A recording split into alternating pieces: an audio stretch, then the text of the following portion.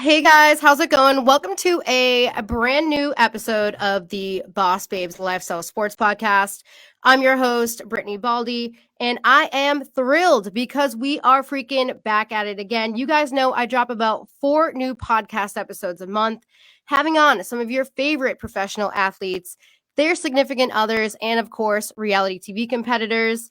I don't know if you guys listened to my 2 most recent podcast episodes, but I had on Mrs. Dana Laurie and Mrs. Tori Murphy. Both of those lovely women are actually baseball wives. But this week, we are switching it up a little bit. We are going to have a 2-part special episode with Mrs. Tess Annique Souray. She is an American model, has modeled for magazines such as Maxim and Cosmopolitan. She even does freaking runway shows and much more. But the kicker here is she's also married to former NHL player Sheldon Souray. Tess Annique, welcome. How are you? Thank you so much for joining me today. Hi, Brittany. Thank you so much for having me. I'm so excited to be here. Yes, I am thrilled. So I've been messaging Tess Annique on Instagram for like the last month now, and I'm like, I really need to get her on the podcast. Like, she looks like just a brilliant woman, absolutely stunning, gorgeous. And I just loved her story because I was looking up some stuff online and just the way that she presents herself and her work ethic, everything, the way that she met her husband. I can't wait for you guys to learn so much about her. But let's just break the ice a little bit. Tess Annique, if you had a superpower, what would it be and why? Superpower, I think, would be time travel. I think that'd be so cool. I am super afraid of flying. Like, I really don't like airplanes, but I'm on them all the time. And so I think if you could just like pick up and teletransport to wherever you wanted to be, that would just be the best thing ever. All right, so now that you said time traveling, if you could time travel back, whether it be in the future or time travel to like the dinosaur era or something like that, would you go forward into time or backward into time? I'd probably want to go backwards, I think. Like to a specific era, like for example, the gladiator days or the dinosaur days or something like that, or maybe a specific time in your life period now. I guess I'm just kind of curious, and I know the Boss Moves fanatics might be as well. I think it's so interesting, like that whole concept of going backwards. I definitely wouldn't want to go into the future because I really like where I'm at right now. But in regards to going back, I think it'd be pretty cool to, I don't know, I think like the 70s would be fun to experience. Maybe even like, I totally missed the 80s, but those look like a lot of fun. I think it'd be cool to kind of go back and experience different time periods. That's an excellent answer. And speaking about going back in time, we are going to kind of segue into where did you grow up and what was your childhood like? Did you have any siblings? Were you close to your parents? Did you grow up with your grandparents? Kind of paint the picture for my listeners. Who exactly was Tess Annique before she started modeling, before she got married, and all of that good stuff? So I'm actually first generation American. My family, both my parents are from a small town in Germany, and my whole extended family was still there. And so my parents moved to the States, and I was first generation American, but grew up speaking German. So that was my first language. I have a younger sister, Coco. She's incredible. She actually lives in New York City. So I don't get to see her now that frequently, but I will actually soon because I'm going there next month for work. But yeah, super European household, but I grew up in California, so I'm kind of that mix of like a California girl with European roots. So I think it's a pretty good combo. That is a really interesting combo. And growing up in California, were you guys like beach people? Did you enjoy going camping? What were some of the fun memories and excursions that you enjoyed doing as a child with your sister and your family? Well, I think that's so funny because it's being like so German and so European. Our upbringing was more German than it was American. So like the memories I have is like my dad when the World Cup would be on, would be having his like friends over, his other European friends, because he always found them. It was so interesting wherever like you'd have this group of friends that were all from Europe. And so they'd come over and like the World Cup games would be in the middle of the night at like 3 o'clock in the morning in California. And so they'd all come and they'd watch these games live because you would never record like a live sports game. You'd have to watch it live. And so I remember them coming over like at 3 or 4 o'clock in the morning to watch these football games or soccer games. And that's just such a classic. Are there any other memories in particular that stick out to you, whether it be like a particular vacation spot that you guys might have vacationed to when you were younger, or doing something fun and playful with your sister that you just lightly talked about a little while ago? Well, in terms of like vacations, because it was just my mom, my dad, my sister, and I in the States, every vacation we had, we kind of went back to Germany. So I'm a dual citizen, and I spent most of like every summer vacation and every winter vacation going back to Germany, where my family is from. And so we spent a lot of time there growing up. Like grandparents, Oma and Opa is what you'd say grandma and grandpa in German.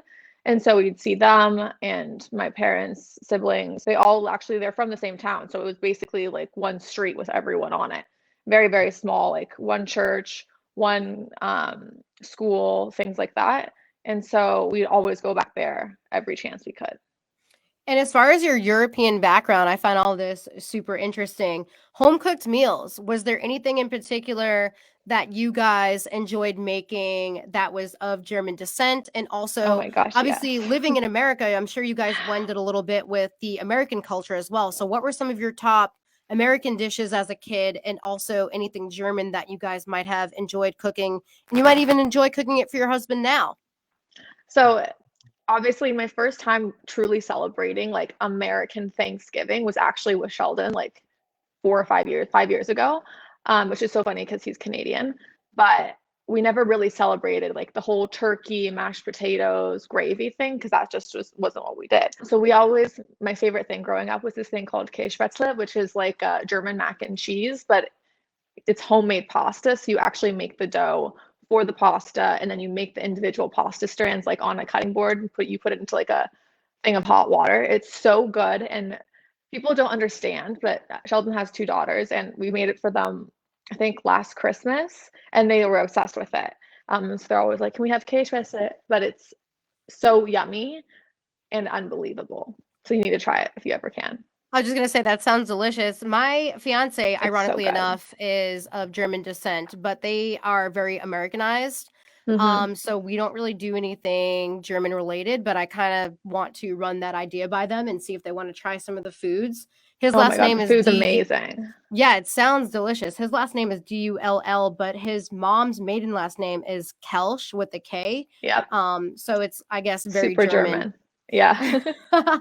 What is something that most people might not know about you from your childhood? Did you have like any special talents when you were a kid? Like, were you into gymnastics? Did you enjoy like braiding your friend's hair? Like, if people were to say, hey, like your closest friends, Tess Annique used to do this and she was really good at it back in the day. Like, what is that one special thing that people would remember about you and being younger? I grew up a massive tomboy, and so I'm very good at throwing a football. Like I actually taught Sheldon how to throw a football, which is very funny. Like we place active bets on it, but I can throw a pretty good spiral. Played like girls flag football when I was in middle school. I love playing sports, and so I really, did that every chance I could. That is perfect. And that actually leads up to my next question because, of course, this is a lifestyle sports podcast. So, we're going to be asking Miss Tessanique about sports and being active. So, did you play anything as a kid and how did you keep active? Obviously, you just talked about the fact that you can throw a really mean football and you taught your husband Sheldon how to throw a football. So, let's discuss being active when you were younger and what other sports and how did you keep active as a kid? Yeah, well, I mean, I was always very tall for my age. So I think by like age 14, I was like 5'9". And so I started playing volleyball in middle school, grade 6, and I was really good at it. And that's kind of the two things. It's like when you're tall and you're still young, what are you going to go into, like basketball or volleyball? Those are the kind of the two avenues. And so I started playing volleyball and I loved it. And then I started playing competitively in club volleyball, and then we went to like junior Olympics. I played for school, and then I went into high school and I made like varsity my freshman year. So I loved it. It was a really fun sport. I loved the team camaraderie. I loved how I was inside, but it was still physical. Like I loved it. I still love it to this day. So how do you keep fit and active now? It sounds like you are obviously very active when you were in your younger years. You're very fit now. Again, if you guys want to look at Miss Tessanique's Instagram page, I will have her shout it out towards the end of the show, and I will be mentioning it throughout the episode as well. But you guys will see how fit she is. So you can tell she keeps active somehow. How do you stay fit and active currently? And if you had any type of advice for somebody that may be struggling with their current weight, whether that be wanting to put on weight or lose weight or maintain weight, What types of advice can you give to people? I've kind of been all over the place. So obviously when you're young and you're active and you're playing sports, you don't really think about it because you're just, playing sports and you're busy and you're in school and you're doing all these things. But as I've gotten older, especially recently, my body has changed a lot in the past 5 years. Number one, getting sober, my body's completely changed because you're taking away, everything that's pretty much negative that you were putting into your body. And so that played a huge impact. And then now in terms of working out, I found a gym that I love and I've been with the same trainer. We get on so well. And I train with a group of girls and I go there 4 times a week. So I train 4 times a week for an hour with him and it's a mix of like cardio, strength training, running circuits. And that to me has just like shown the best improvement in my body. Thank you for sharing those tips and advice. For those of you guys that may be listening, Tess is and excuse me if I'm calling you Tess sometimes. No, that's perfect. That's what my friends call me. So go ahead. Okay, perfect. So Tess is basically letting you guys all know that the way to stay fit and active is having obviously eating properly. She just talked about getting sober, which is awesome. She will talk about that later on in this episode, which I can't wait for her to share her journey. Congratulations for becoming sober. That is an amazing feat. But she's also talking about getting a freaking trainer and just, again, staying fit and staying active. I know she also has a website where you guys can look into your mental health, physical health, and all of the spiritual healths and above. We will talk about that later on in the episode as well. But Tess, again, we are on the topic of staying healthy and fit and sports. You are now currently married to a professional former athlete. He was involved in ice hockey. Also, we'll talk about that a little bit later. But as a kid, did you look up to anybody in particular as far as pro athletes go, whether it be male or female? And if so, who inspired you the most in your younger years? That's actually a great question. So we didn't watch like hockey or basketball really. Growing up, we did basketball just because where we lived in California, Kobe lived. And so that was like the hero. You know what I mean? It's like if you were at the mall, sometimes you'd see like Kobe walking around, you're like, oh my God, that's Kobe Bryant. And we actually did have the same birthday, August 23rd. So I felt like this special bond, I was just like, that's my guy. And his kids went to our school. And so that was kind of like the guy where you're like, wow, that's Kobe Bryant. He's a legend. And obviously being from California and the Lakers, we would sometimes go on Christmas Day and watch the Christmas game. But in terms of sports being watched like every single day, we didn't watch like Sports Center or anything. It was like German soccer. It was Champions League. It was like that. We just watched soccer all the time. That's what my dad watched. And my mom was like super into fashion and didn't really care about sports. And so it's pretty interesting that I actually was in school interested about sports and picked it up because my sister never played any sports and my dad just watched soccer. And so it was kind of my own thing, which I loved. Well, thank you so much for sharing so much info about you behind the scenes as a kid growing up, being a fan of Kobe Bryant. It's kind of interesting how you guys like would bump into each other off and on. And that's awesome that you guys shared the same birth date. And we will hop right into the fact that your career, you are now a amazing model. You have been involved with print, runway, and everything in between.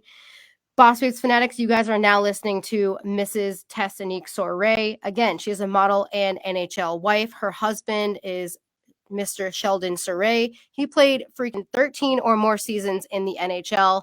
Stay with us. We are going to be talking all things ice hockey, being a wife, and everything in between. Were you always a model, and what's your journey to becoming a model? Yes and no. So it's actually quite interesting. I think I was 15 when I got scouted, and I was actually at a shopping mall in Dallas at the time. I got scouted by Elite Model Management, who's based in LA, and which was great because I only lived about 45 minutes an hour south of LA. I was about 15 years old, and I was playing volleyball. I just finished my freshman year, and I was excited to do the second year. And then that's kind of when I had to make the decision, did I want to go into keep playing volleyball or model? And so I made the decision to sign with them and that I couldn't, play volleyball anymore, which was kind of a big deal. My coach, I remember, was not happy about it. He was also my AP chemistry teacher. And so I really should have thought that through better because I've never gotten a C in my life except AP chemistry.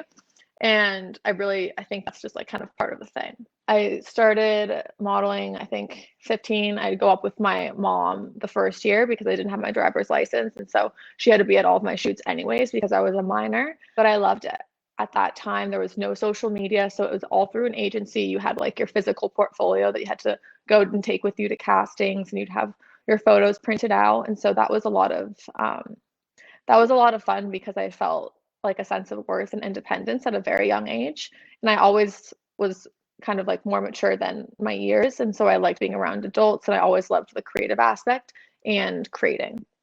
And I know before you and I even started this podcast, I was kind of asking you about your modeling career off air. And I said, hey, did you actually model for Cosmopolitan? And you kind of told me the story about one of your very first shoots ever was out in the Yeah, it middle of was the actually my desert. It was kind of first. hot. So yeah, can you tell Exactly. us that story? Sure. So my shoot for Cosmo was actually I did a few different shoots for them. But I was 15 years old. It was the very first job I booked, which was really fun. It was in a really cool house in Hollywood Hills. My mom had to come with me. I was, only 15 years old. And so if you're a minor, your parent or guardian has to be on set with you.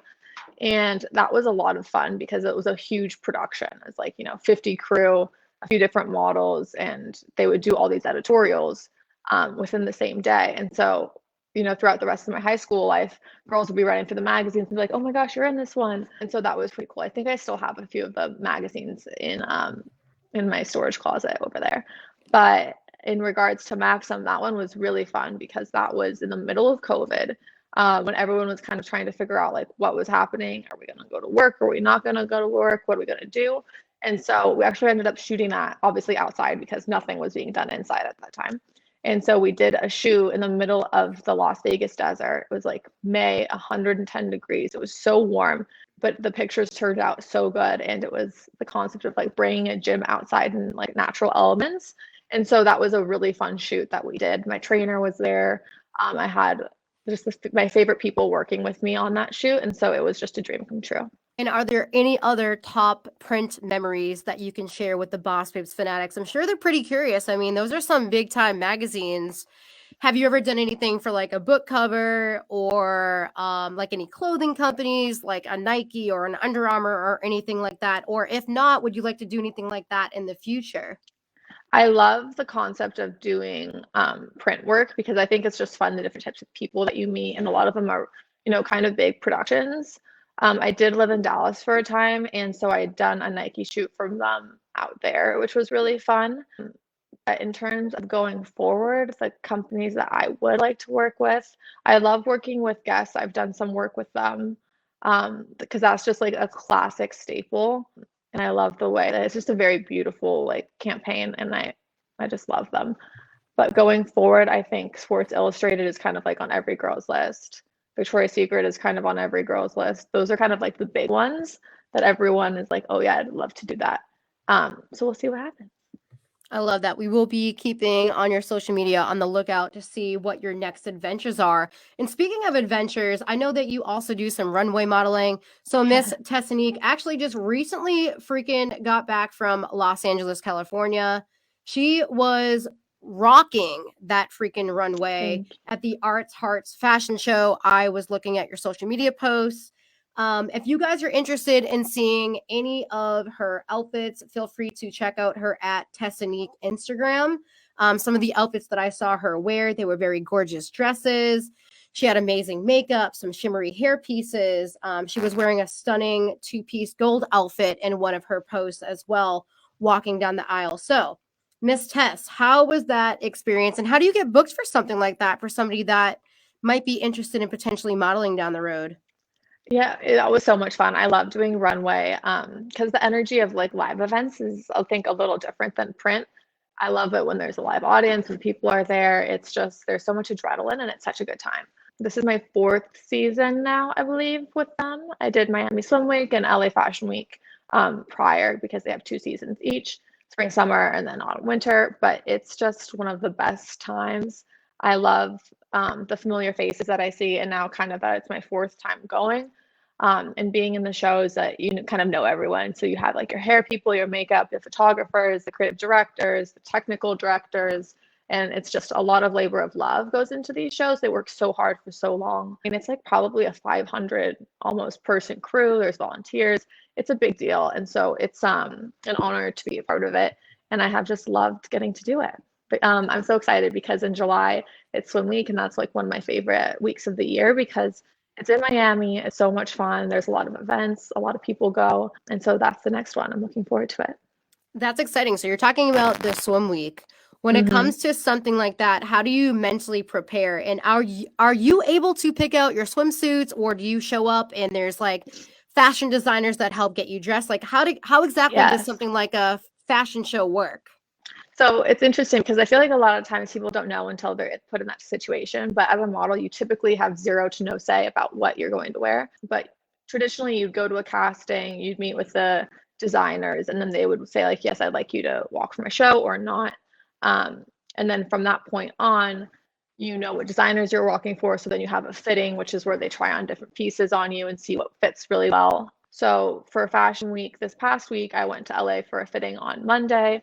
I knew I was already working with certain designers because I had done the show so many different times. And then you go for your fitting, they try on different pieces. You're like, okay, you're wearing this. And then you show up for a call time. So I did a show at 7, I did a show at 9. My call time, I think, was like 3. So you're there, they're long days. And then you leave at like 12:30 or 1 in the morning when everything's wrapped. And, so they're definitely long days, but they're so fun and they're so fulfilling. And as far as like being in a swimsuit and being in these really, at times, sometimes cute, tight fitted outfits, how do you manage to stay so like body positive and confident, especially for my Boss Babes fanatics that are listening that might have kids and they're trying to figure out how do they get their kids into potentially modeling, but helping them develop that confidence. Or somebody might be listening to this podcast and trying to figure out like, hey, like I wish I was a little bit more confident. How do I boost myself up? Like, is there anything in particular that you could say about body positivity and staying confident? Anything that gets you pumped up and amped up before you walk down that runway? I think it's so important because you so often only see the final result, which is like that photo on the runway where you're like, wow, they look amazing. And then you just keep scrolling. But there's so much that goes into that one image. So for me, I think it was really important that before I was sober, I was not as successful. And I was just like, that's just very blatant, like, just, it is what it is. When you don't take care of yourself, it shows. In an industry that's all about image, you obviously have to take care of yourself to show up as the best version of as you. And so for me, it's like a huge honor because the first time I did swim week, I think it was 2017, I wasn't sober and my body was totally different. I was bloated, my skin wasn't great, it was dull. I wasn't like as full of service and like, how can I help you? It was just a totally different dynamic. And so I think you have to be in the right headspace and like the right spiritual space to really succeed in something like this. And then I think it's also realizing that in that image of just like the girl walking down the runway, for me, I have a team of like 10 different people that I see that help me get to that place. So I have like my facials that I take care of, I do my lymphatic massages that like help drain extra water weight and bloat. You have people doing your hair, your makeup, your spray tan, your, contouring your muscles, like it's everything. And so people always see that one image and no one looks like that all the time, right? When I wake up in the morning and my hair is not combed and I have no makeup on, I look very different than I do when I'm on that runway. And so I think it's important for people to realize that there's a lot of effort that goes into those images and the final product. And that's just that you have to kind of keep in the back of your mind that no one looks like that 24/7. That's some excellent advice. So you guys are hearing it straight from Miss Tess's mouth that just keep in mind, whether you're looking at social media or even watching a movie, watching these amazing models walk down the runway, even watching me on my own freaking personal social media. That's why sometimes I'll get on there with no makeup on, with my hair like kind of wet like it is right now while I'm doing this podcast with Tess Annique. I was like, hey, I apologize. My hair is wet, but it's fine because I'm not going to be on camera. You are. And she was like, don't worry, like you're fine. And it's like, I feel like we're so groomed into thinking we have to be perfect all the time and look perfect all the time and have like a certain image. And like, we have to remember, kind of like Tess is mentioning, like we are all human. We're not all perfect. All of us have our own story and our journey. And I think that's amazing that you shared that. Before we switch on over talking about married life, do you have anything else you could share with the Boss Babes fanatics about the modeling world that you fully enjoy, or any other upcoming events that are coming up aside from Swim Week, or anything else you wish to accomplish while being a model? I have a few different shoots coming up in LA in April and New York, which I'm really excited about. I haven't been to New York in quite a long time. It's actually interesting because we got married. I've been somehow doing a lot of bridal work. So like bridal fashion week is in New York. But our images, they were so beautiful, but they generated a lot of talk because we had some incredible people involved in them. And so now those designers are wanting to see if I want to do bridal fashion week and things like that, which I love because it gives me the opportunity to be a bride again. It's so fun and something that I love, but I love my husband and I would never want to get married again, but I love being able to dress up and be a bride. So it's kind of like the best of both worlds. Oh yeah, for sure. I totally understand that. Like You I know have what I mean? some Yeah. No, I get it. I have friends that actually model a lot, and some of them are engaged and they have to do photo shoots with either themselves in a wedding dress or they have to do it with kind of like a fill-in fake A fake groom. groom. And it's like, yeah, exactly. And it's not like you're cheating or doing anything bad. Like you're literally just working and doing your work. But it's cool because, as you mentioned, it's kind of like you're getting to be a bride again while also showcasing a designer's beautiful piece of work.